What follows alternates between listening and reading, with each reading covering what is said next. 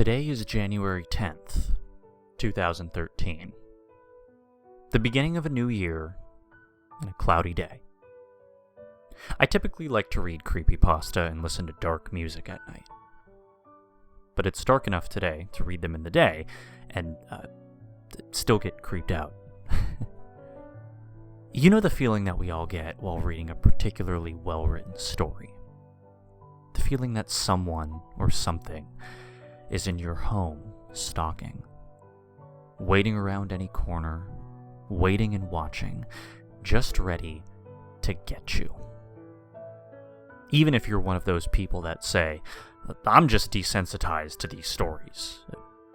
You know the feeling. Everybody gets it every once in a while. Just some more than others.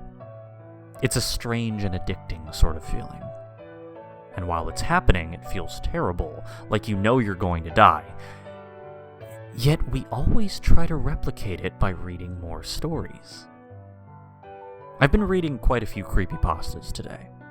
Mostly video game pastas and a few other random ones to get that feeling. They're mainly the typical cliches that you always see in creepypasta. Empty bleeding eye sockets, used video games doing things they aren't supposed to, and use of the word hyper-realistic. These stories are just boring, cliche, not really worth reading.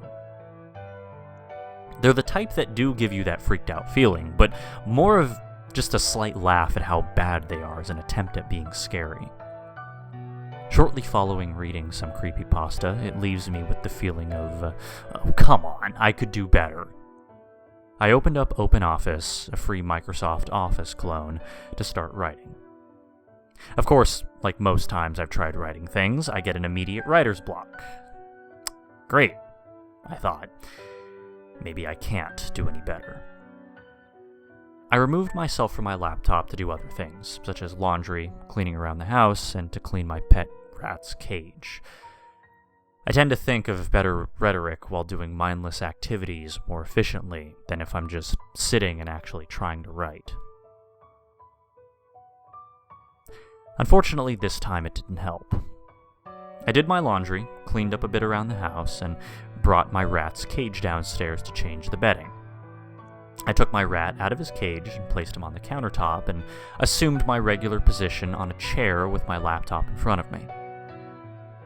I just need to read one more well-written creepypasta to get myself motivated.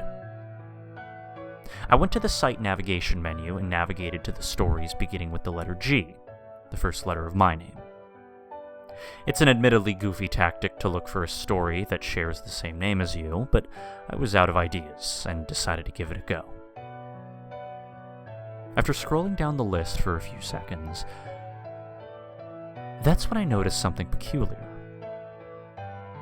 There was a creepypasta in the list titled Gray's Creepypasta.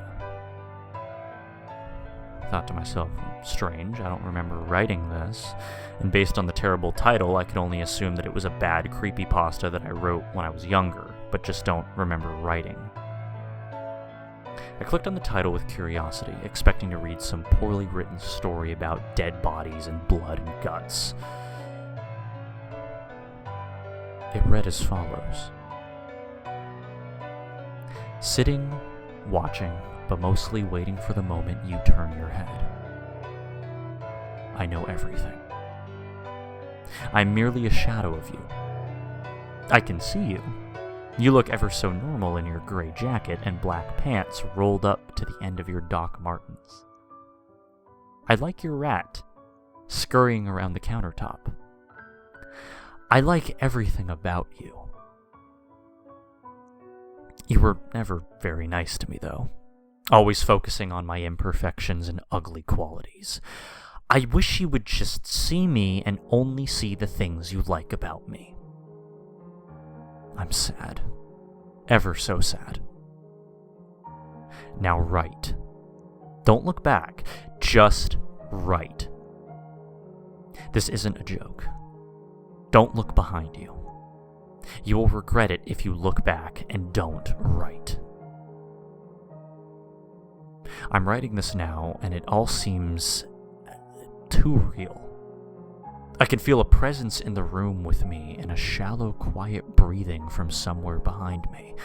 My rat now stands motionless at the end of the countertop, staring at the corner of the room like he does when I get up and walk away from him. I have no idea what to do. I've never been so terrified in my life. I'm trying so hard not to look back. I know he's right behind me, watching me write. That creepy feeling, the one that happens late at night after reading scary stories. It's back again.